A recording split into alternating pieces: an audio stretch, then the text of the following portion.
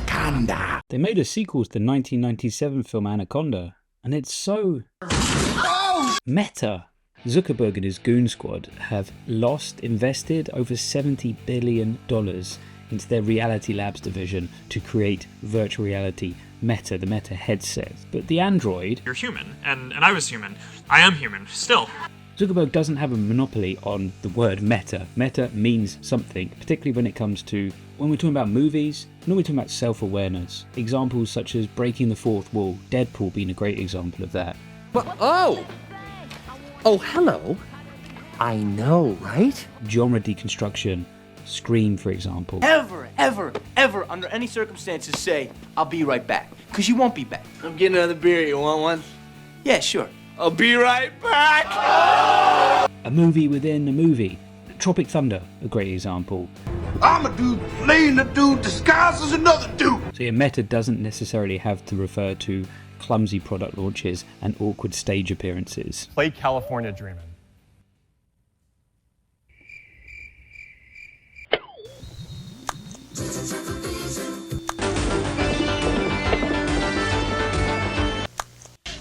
'69, dudes!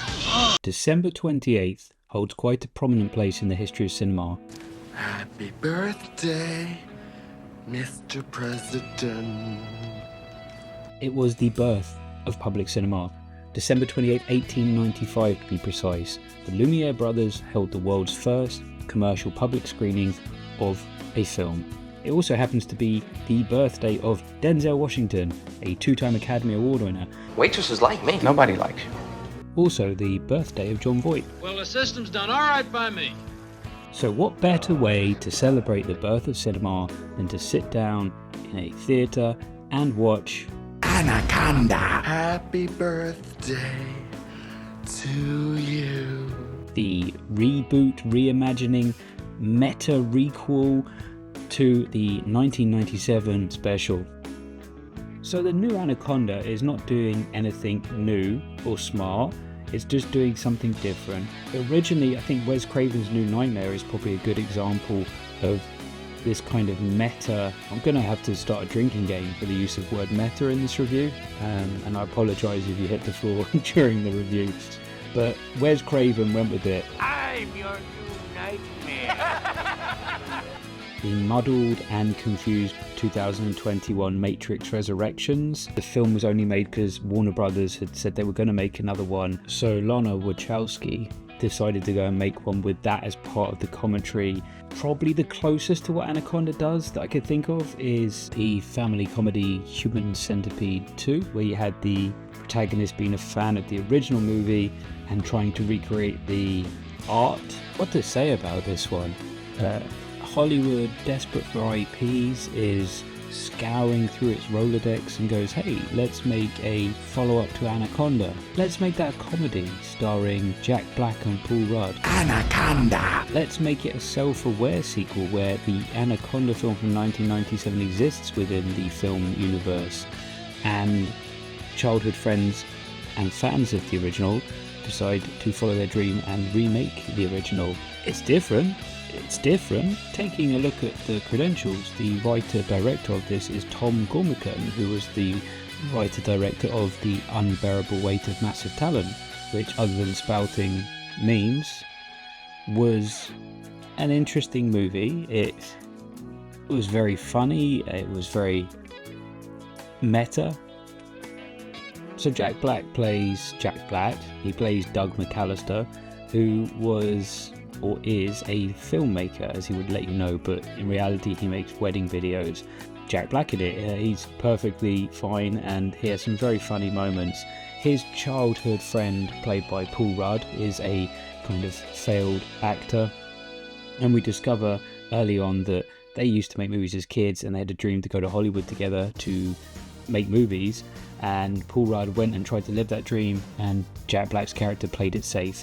He went into the wedding video industry. And rounding out that is Steve Zahn and Tan Dewey Newton, who were other actors or filmmakers on those childhood film forays. Let's reboot Anaconda. Yes. Anaconda. A movie where Jack Black adds rainforest to the types of forests or jungles that he's run through in his movie repertoire.